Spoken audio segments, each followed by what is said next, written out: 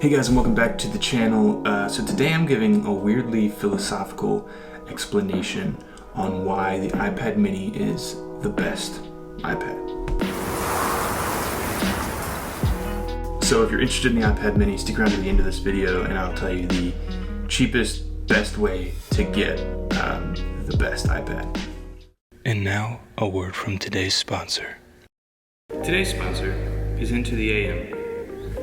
Ever since Into the AM reached out to me and asked if I wanted to have a little collab, a little partnership on this channel, the first thing that popped out to me was their hoodies. And that's because I've been really wanting a nice sort of mid-weight hoodie. I don't think I've had a hoodie that I've truly enjoyed since like maybe high school. A lot of times hoodies can be really bulky or like weird fitting, and this is a really cool fitting hoodie in my opinion, especially someone not like me who has a more athletic build, more broad shoulders and maybe a better upper body. Something I really like about this hoodie is it is long. I know I've talked to you guys before about I have a really long torso, so whenever I can find a t-shirt like the other Into the AM t-shirts that are quite a bit longer, I really love that. I love this, and I'm gonna be wearing this literally like all through fall and probably winter. Something I have forgotten to mention in the past videos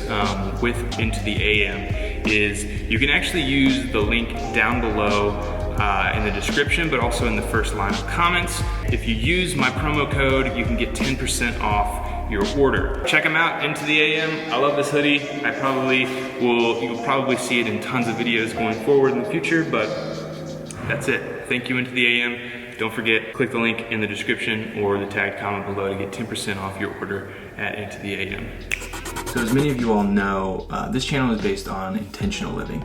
And one of the ways that I have tried to incorporate that into my life is by focusing on minimalistic characteristics. Therefore, I'm constantly searching for ways to minimize the stuff that I own and making sure that those things that I do own are very functional and useful products.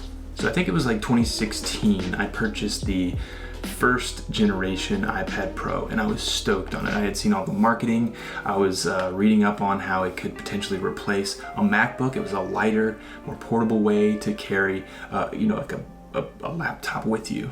Now, I love this idea. I quickly got the iPad Pro, I quickly got the keyboard it came with, I got the Apple Pencil, I got multiple cases and sleeves for it, and I tried to fit this flashy new laptop killer into my life as a daily driver, a way to get work done. But what I realized after some time was I always was going back to my MacBook Pro.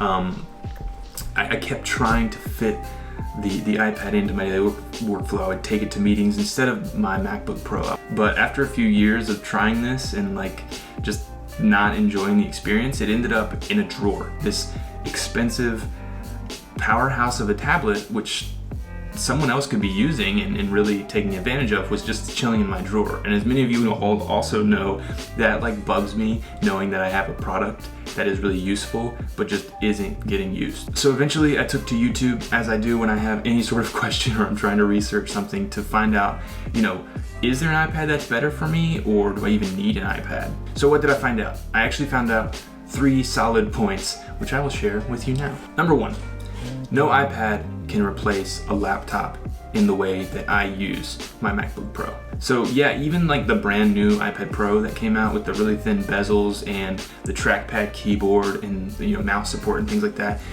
I think for a lot of people it can replace their laptop if they only use it for certain things. Maybe they're a graphic designer, or maybe they are someone who takes a lot of notes, like a student, something like that. But for me, I do a lot of video editing and I do a lot of work with external hard drives, whether it be like SD cards or hard drives themselves to load footage onto. So for me, the MacBook Pro just handles all of that so much better. I can edit a professional video at a coffee shop with my MacBook Pro, and when it comes to like editing something like that on an iPad, I feel like it's not quite there yet. Not to mention the price of making the iPad Pro into a laptop killer by buying the keyboard, by buying whatever else you might need, dongles, things like that. They add up and they actually can be more expensive than getting like a couple years old used MacBook Pro with Touch Bar, which is an absolute powerhouse, especially for someone just doing like social media content like I do. Nothing crazy. I'm not editing, movies and things like that. So number 2, I realized that iPad fits into my life best as a media consumption device and a break away from my phone. So something I've always loved about iPad is media consumption. I watch an obsessive amount of YouTube and I stream TV shows, things like that. So the iPad is a great portable way to take that media consumption to the bed, the couch, to the toilet even. However, I discovered with the iPad Pro I was trying to do this, but after like maybe even 5 minutes or so, it was just kind of cumbersome. It was heavy. It's not heavy, but it was just not pleasurable to have like something this big. And I had the smaller one. I didn't even have the 12.9 inch or whatever, which I can't even imagine owning that. Also, quickly replying to like text messages and things on the iPad Pro was very much spaced out like this. I haven't even whipped this guy out yet. iPad mini.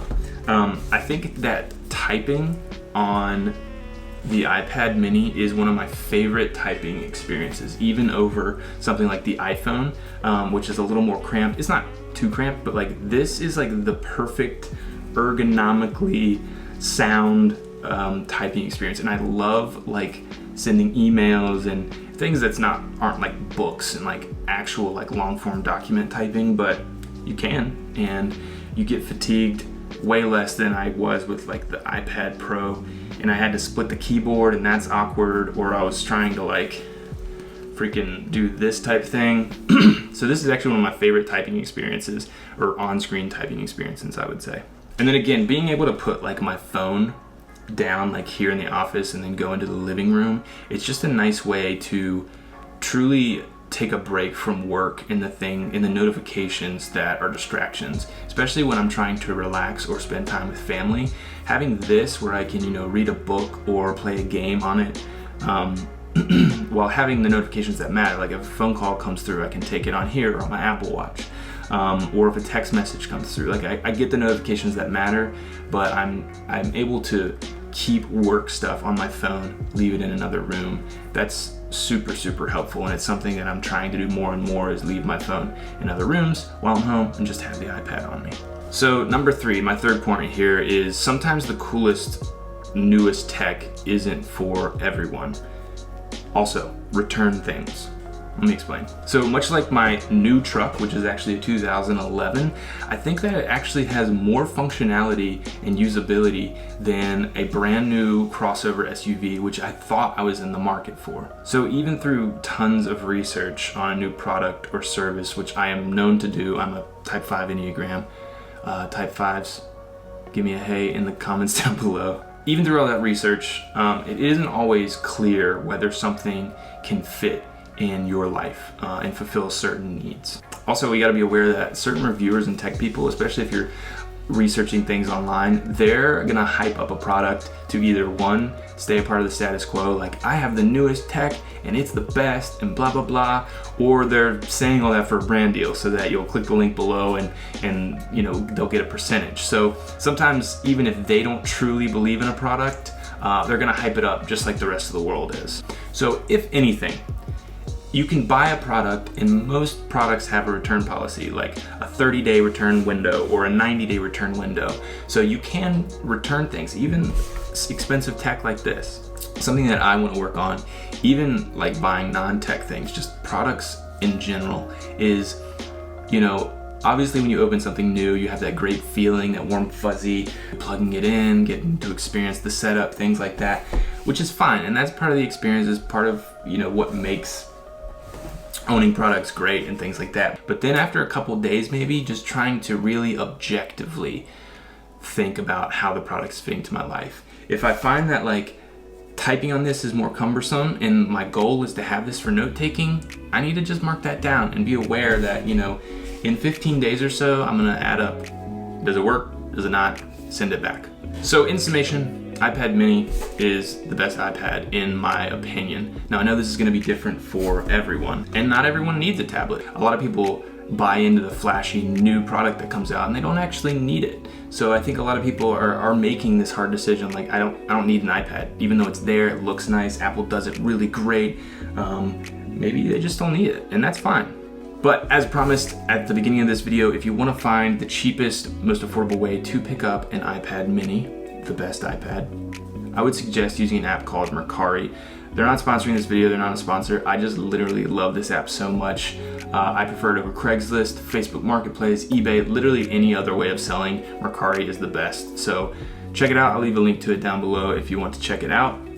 I would recommend picking up a 3rd generation or 4th generation iPad mini.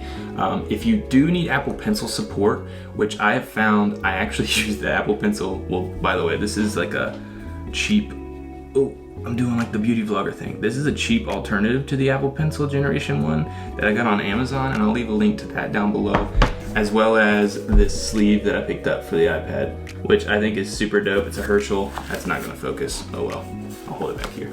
I'll leave a link to both of these down below. These are the only things I have for the iPad. Protection, and then the Apple Pencil, which I found I highlight in things more than I did on the iPad Pro, which is pretty funny. If you don't need Apple Pencil support, get a Generation 3 or Generation 4. They're literally not much different than the 5 in a lot of ways, and it's like $100, $200, $300 off what you can get for a new 5. There are also used Generation 5s on Mercari the last time I checked, so you can check that out as well. Literally, Mercari is one of my favorite things ever. I've made quite literally thousands of dollars selling stuff on there. But that's all for now. I hope this video gave some insight, just some stuff to think about in terms of living intentionally, buying intentionally, things like that. But thank you guys so very much for watching. Check out the video at the end of this one. I think you'll love it a lot, and I will catch you in the next one. Peace.